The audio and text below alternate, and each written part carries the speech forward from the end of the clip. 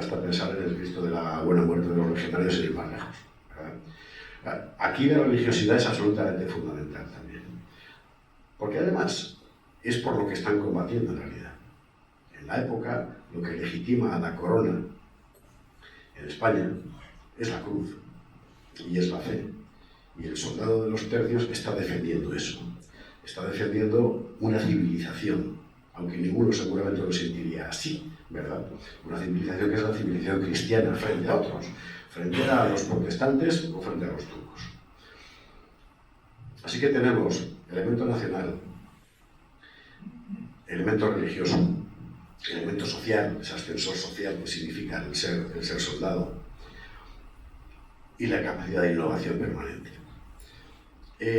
A partir de ahí se va configurando un auténtico estilo de vida y un estilo ético.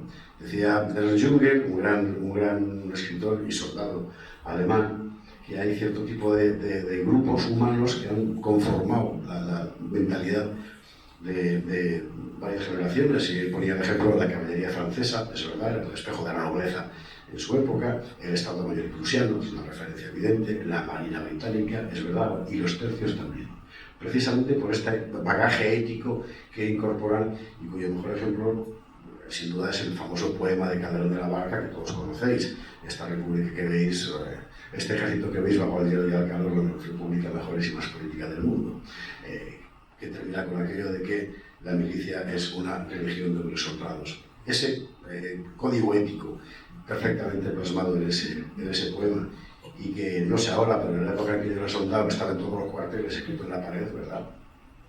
Es el credo del soldado de los tercios. Y ese credo lo que indica es modestia, abnegación, sacrificio. Aquí la más principal hazaña es obedecer, y el modo como de ser, ni pedir ni rehusar, cierto tipo de hombre que se convierte en el referente ético. Luego, ya sabemos que los seres humanos somos lo que somos. Puñetero barco, en fin, vale. Pero lo que te da valor es el referente ético del que te inspira, claro. Que no seas tú, sino el modelo que te has fijado. Y el modelo en el que se fija el soldado de los tercios es ese que dibuja Calderón, que al cabo es el héroe. Es el héroe. Es la versión siglo XVI, la versión renacimiento del caballero cristiano. En cierto modo, me parece que no es exagerado en absoluto decir que el soldado de los tercios, desde el punto de vista ético, lo que representa es una reactualización, una modernización del viejo ideal de la caballería cristiana medieval. Lo que había sido la caballería francesa, por ejemplo, que tanto lustre le dio, que era precisamente eso. Y eran así realmente. Hay una anécdota muy divertida en la batalla de Gembloux, precisamente la que se conmemora el 31 de enero. No sé si conocéis esa batalla, que es una de los grandes triunfos de los tercios. Básicamente la cosa consiste en que Juan de Austria recibe el apoyo de Alejandro Farnesio para entablar una fortísima batalla con un ejército superior de los estados generales, compuesto por alemanes como casi siempre. Y Alejandro Farnesio ve que ahí flaquea la caballería enemiga, y Juan de Austria le ha dicho: espera que llegue el grueso del ejército. Alejandro Farnesio, se habían criado juntos, le cogía a los dos con Isaac de Henares, por el físico de Juan Carlos. Me voy. Además, Alejandro Farnesio era así, es decir, se iba siempre por veía una espada y no podía evitarlo. El Lepanto tiene una magnífica Alejandro Farnesio, de repente se le calienta la sangre, coge un montante, que con una espada de 2 manos, y se lanza por una galera enemiga sajando turcos. O sea, Alejandro Farnesio era así.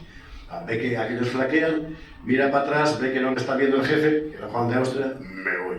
Y bueno, pues se lanza por la caballería enemiga y la destroza completamente. Y cuando acaba la batalla, Juan de Austria le llama a capítulo y le echa la bronca. Una bronca fenomenal. Y acto seguido, Juan de Austria le escribe una carta a Felipe II diciendo: qué gran victoria, todo el mérito ha sido de Alejandro Farnesio. Y Alejandro Farnesio le escribe una carta a Felipe II diciendo: qué gran batalla, todo el mérito ha sido de Juan de Austria. Bueno, ese es el carácter, ese tipo de nobleza, ¿verdad?, que es enteramente caballeresca y que corresponde a la mentalidad de la época. Bueno, por el camino empieza a aparecer una forma de organización en la que yo querría demorarme un poquitín, aunque sea seguramente la parte más estéril, porque claro, tú hablas de los tercios y todo el mundo espera batallas. Claro, pero las batallas están ya escritas todas. Y yo insisto en que generalmente lo que menos se repara es en la cabeza, ¿no? Pero la cabeza es lo más importante. O sea, ¿cómo conseguías, por ejemplo, tener permanentemente compañías movilizadas? Porque eso cuesta dinero. Y tiene que ser además gente que se va a pelear. ¿Cómo se hacía aquello? Bueno, pues había un sistema, perdón, absolutamente organizado como un concurso de oposición. Es decir, el soldado, o alférez, o sargento, o lo que fuere, que había estado en campaña y que consideraba que tenía suficientes méritos para ser capitán, tenía un tubito de hojalata.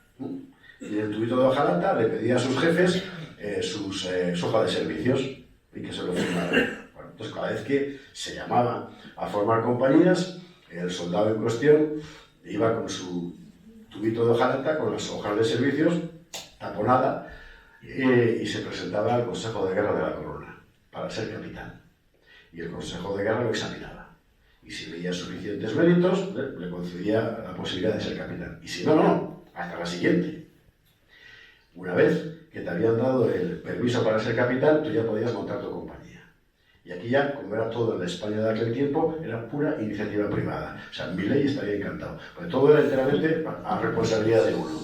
Y igual que en América, o sea, la conquista se hacía así, ¿no? Tú contratabas y tal, y ya te encargabas tú de todo. Aquí era lo mismo. Te daban una bolsita, ¿verdad?, para pagar adelantos de armas, de no sé qué, y andando. Entonces tú ibas al pueblo de fuera, donde te decía el Consejo de Guerra, que eso estaba muy organizado, y extendías en una pared, imaginaos, ayuntamiento, plaza habitual, las columnas, no sé qué, una sábana con una cruz de San Andrés, y un chavalín con un tambor, la caja que se llama, la caja de reclutas, que de ahí viene el término, ¿no? Tocando, y el que se quiera alistar que vaya. Y él allí apuntando. Y así uno va formando su compañía, normalmente con gente a la que ya conocía de campañas anteriores.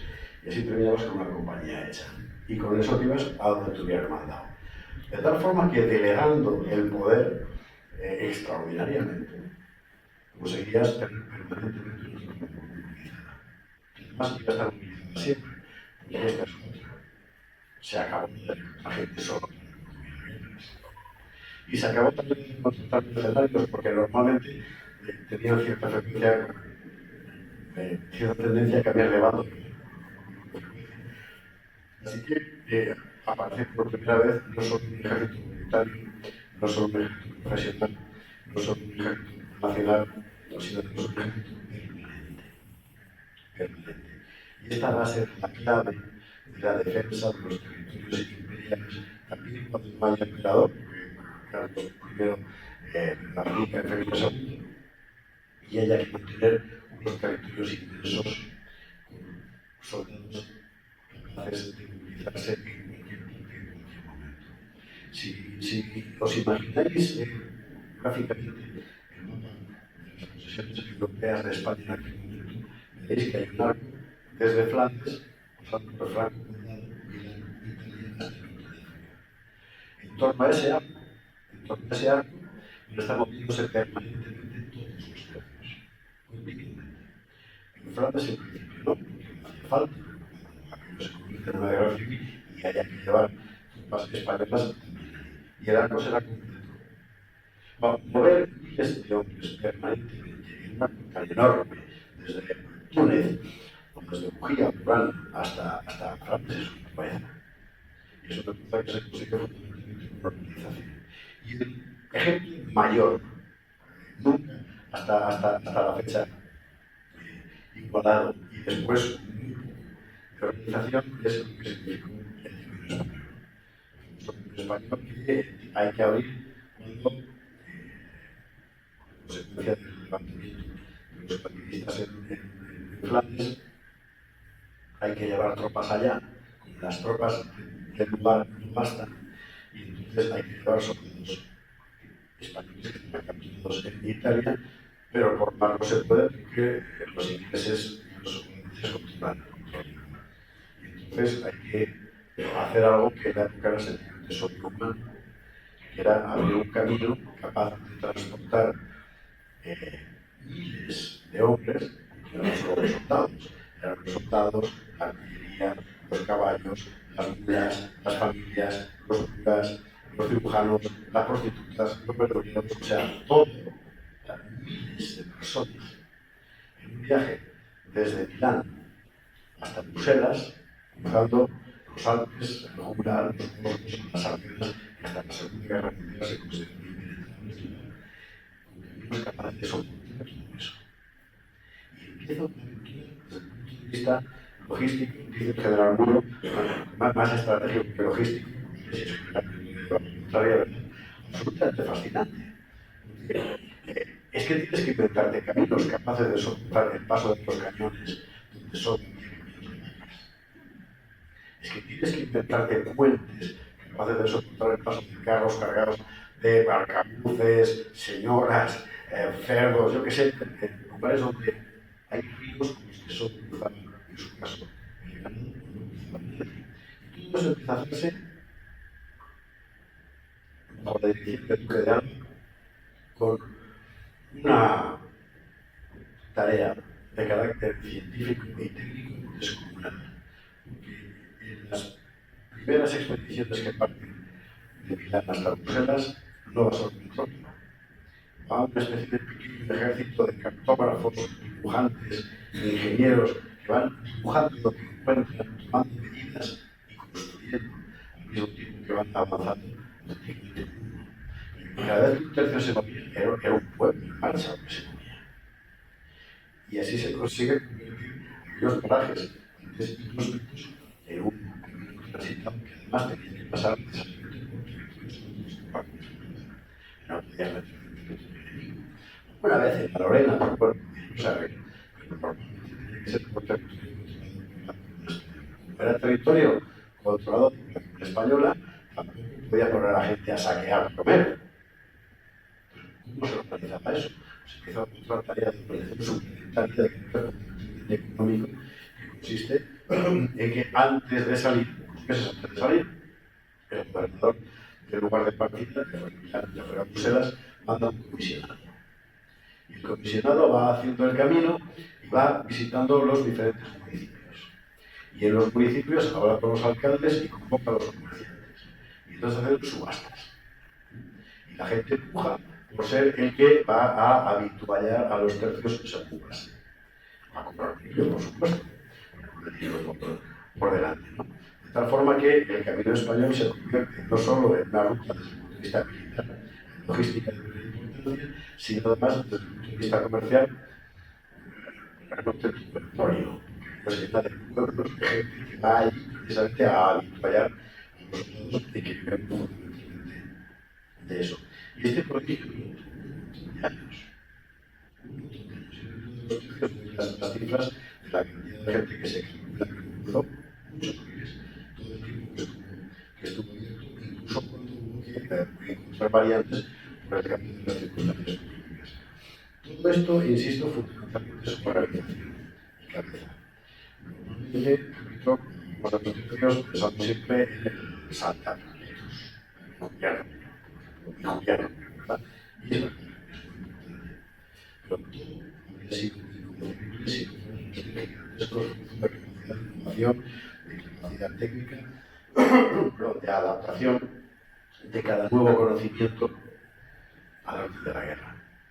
La España de la época estaba contando sobre los privilegios de invención, aquí en el Castillo de Inglaterra, en el archivo de Siemens. En la ciencia de la época, España es absolutamente puntera. La Academia de Matemáticas que crea Juan de Herrera por Felipe II es un perfecto ejemplo. Y además me parece que vale la pena dedicar un minuto y la anécdota esta, porque el tiempo que da una idea de cómo se ha deformado nuestra historia. Entonces pues enseñaba que Felipe II era muy fanático, fugatista de derechas y de esas cosas. Entonces yo odiaba la ciencia, lo que hace es prohibir a los españoles que tengan clase de matemáticas fuera de España. Efectivamente, prohíbe a los profesores de la corona dar clase fuera de los territorios de la corona, exactamente igual que durante la Guerra Fría. Los norteamericanos tuvieron a sus científicos enseñar en países de la órbita comunista y los políticos tuvieron a los suyos a enseñar fuera. ¿Por qué? Porque las matemáticas son guerra, las matemáticas es artillería, las matemáticas es fortificación y son secretos que no puedes combatir. Evidentemente eso implica que mucha gente de fuera no va a enriquecer sus conocimientos. Lo que hace Felipe II es ordenar a Gómez Herrera, el arquitecto de Escocia, que crea una academia de matemáticas, que se instala donde hay esta población real, y entonces alcanzarla. Y con eso de matemáticas pasan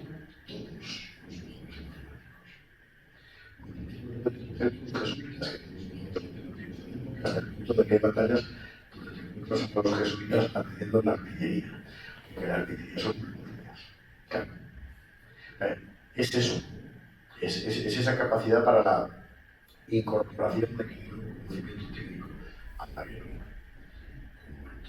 Las competencias de todos los tiempos, lo que hace que España, a pesar de sus deficiencias de carácter demográfico y económico, pudiera mantener el equilibrio. Estaba siendo al mismo tiempo en la mar, con la invención de Napoleón y después la fragata, que hasta hacer un convenio con el capitán del río.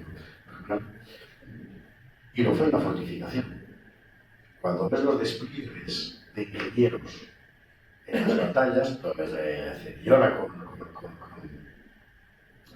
gran capitán, hasta las gigantescas obras de asedio posteriores, aquellos son ciudades. Están construyendo auténticas ciudades. Vosotros sabéis cómo se conquistó Melilla, ¿no? Esto es, vale la pena poder, es una anécdota, pero o sea, Melilla, en 1497, me parece que Melilla no existía.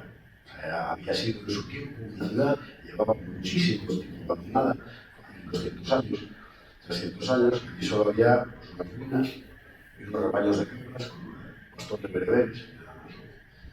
Y cuando la corona española quiere poner plazas en el norte de África, se le ocurre la idea de continuar la reconquista hacia el norte de África,